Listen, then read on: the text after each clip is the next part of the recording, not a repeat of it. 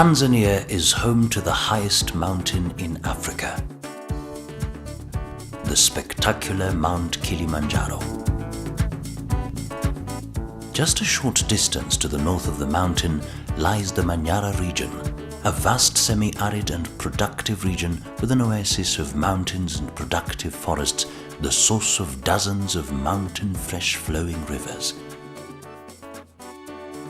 This natural blessing has been under intense threat in the last few decades. Inhabited by a fast-expanding community of smallholder farmers and herders, the inevitable human encroachment into the forest reserves led to extensive destruction of forest resources. Unchecked commercial forest resource exploitation did not help matters. In an effort to reverse this trend, the government of Tanzania introduced the Participatory Forest Management Policy in 1998, advocating for the involvement of communities in management and conservation of forests. The policy, however, remained largely unimplemented and ineffective as a forest conservation strategy, with an estimated 130 to 180,000 hectares of forest being lost every year. Farm Africa, an international non-governmental organization that strives to empower resource-poor farmers, pastoral communities, and communities residing around forests, designed the Tanzania Participatory Forest Management Project in an effort to actualize the Participatory Forest Management Policy and improve forest conservation management systems in Nou Forest. Project Coordinator Philip Mbaga explains. This policy was very good, but still there was some gaps because still there was a lot of forest destruction. Most of communities were still highly depending on forest resources. So our project's purpose is to link this livelihood activity, forest-based livelihood activity, to improve these communities who are living adjacent to the forest so that they can gain benefit as well as can get incentive for them to participate in conservation activities. Operating from a local base in the districts of Babati and Mbulu, the project engaged a population of over 90,000 smallholders from the communities living adjacent to the Nou Forest. In the last 3 years, the project has demonstrated that it is indeed possible to transform communities from indiscriminate forest exploiters into astute forest custodians enjoying sustainable forest-based livelihoods. The project was anchored on sound empirical studies that documented the knowledge, attitudes and practices of the communities in forest conservation and exploitation. The studies informed the design of viable intervention strategies and a participatory framework for community participation in management of the forests. Inculcating a sense of ownership in the community members was a necessary entry point for the project. Civil society organizations implementing forestry conservation projects partnered with Farm Africa to lobby for enhanced community ownership and resource management rights. Program Officer of the umbrella organization Tanzania National Resource Forum explains. You can't tell the government this is wrong, this is bad. You can't fight the government. The government has the upper hand. So you usually engage them in a positive way and say, this is the evidence. This village managed to do this and this and this, and they are doing very well. This village didn't do this because of 1, 2, 3. How can we better assist this village so that they be like the others? Otherwise, there's no way, there's no compromise. And if communities know that this is our right, they are saying, this is our right. You don't have a right to come and harvest at our village. Go away. And this has happened. And people have started collecting revenue. And the government has said, yes, it is their right.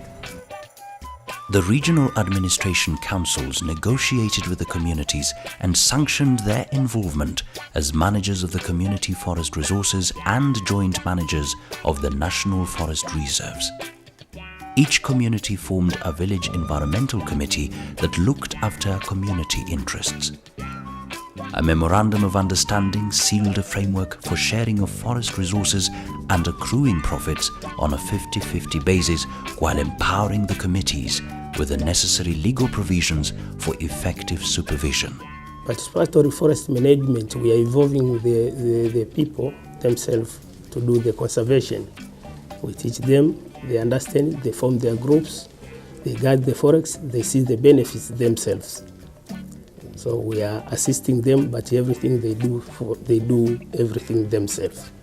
In some of the villages, they are in the stage of charging a bit of fees from those who are allowed or permitted to do the harvesting. So they get the direct benefit. Farm Africa facilitated the village environmental committees in designing conservation and forest management plans, training them with skills for effective conservation implementation. Every village environmental committee has its own forest management plan currently under implementation. Kamati za mazingira za vijiji zimeundwa kwa lengo kubwa la kusaidia ulinzi na usimamizi wa misitu iliyopo katika maeneo ya vijiji. Kwa hiyo ni wajibu wa hizi kamati za mazingira kutembelea misitu, wamejiwekea ratiba zao, kutembelea hiyo misitu, kuona kuna uharibifu gani, na pale inapowezekana wanafanya pia doria za sirisiri, na wanafanikiwa kuwakamata wahalifu mbalimbali labda wanaovuna mbao na kuwashughulikia.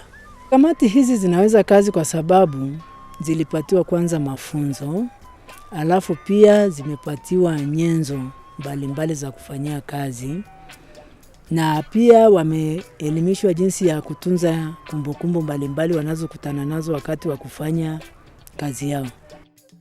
In partnership with the Ministry of Natural Resources and Tourism, the project engaged communities with conservation sensitization messages using a multiplicity of methodologies, informational and educational materials. Training and empowerment of the communities has been a constant activity for the project. Part of the village committee's tasks involves demarcation of forest boundaries to check encroachment and control resource usage.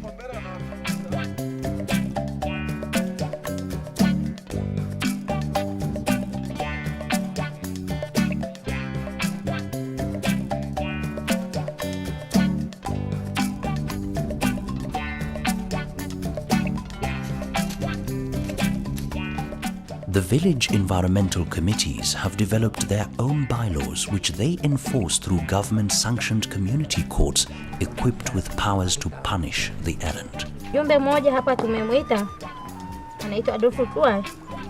Tulikuta uharibifu pale kwake, miti ya asili imekatwa.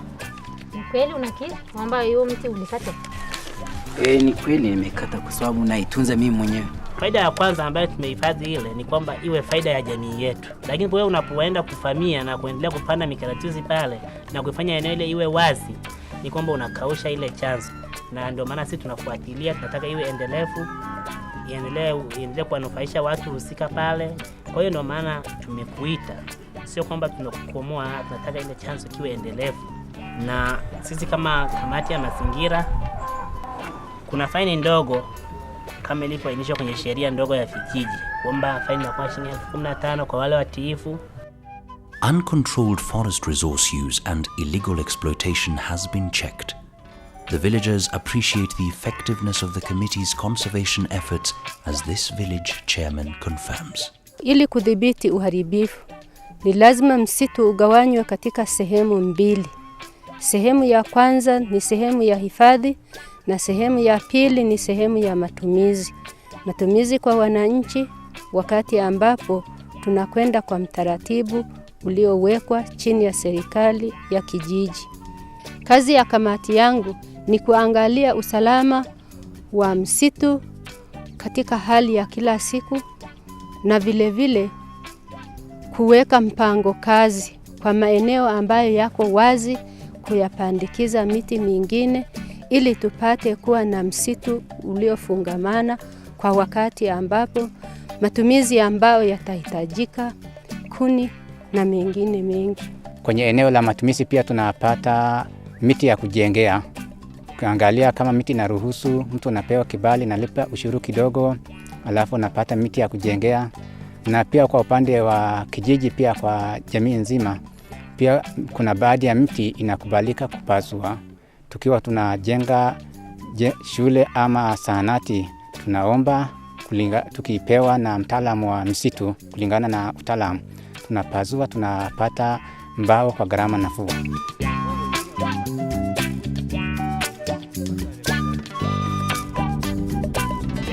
The Farm Africa project has been pursuing its institutional high-level goal of developing sustainable livelihoods in these communities. The project has introduced alternative sources of income-generating activities to supplement the incomes of participating households. Beekeeping is a familiar vocation with a long tradition in these communities.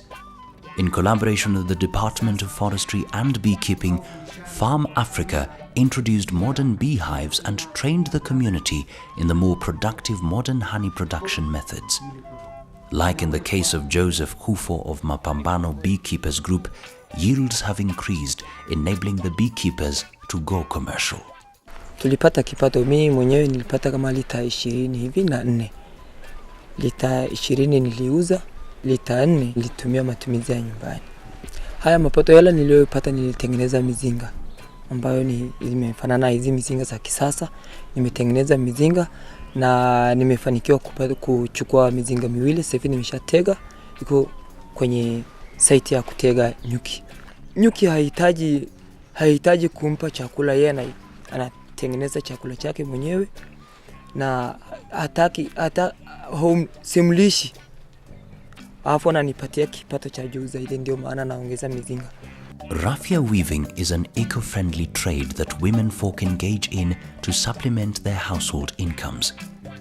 Women have been trained to grow their own raffia grass in the villages to keep them from encroaching on the forests. The project has been training the women in entrepreneurial skills and assisting them with marketing. Introduction of mushroom farming has reduced destructive trips into the forests in search of mushrooms. The landscape is now dotted with mushroom growing huts as mushroom farming has become a favorite of community vocations. The project supports the farmers with technical production skills as well as marketing contacts, including introductions to supermarket chains in the urban centers. The benefits are clear, as Naikshan Lukmei of Bermi Farmers Group elaborates.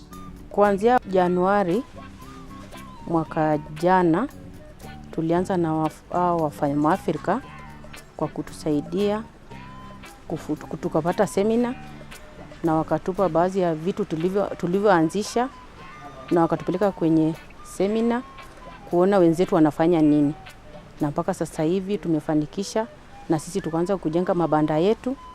Tumeanza kuzalisha kwa wingi, masoko yapo na kipato tunayopata inatusaidia kuendesha familia kama kusomesha watoto na shughuli zingine za maendeleo. Fish farming, hitherto unheard of in this pastoral community, is a new income-generating activity introduced by Farm Africa that has gained unanticipated popularity. Demand exceeds current supply levels.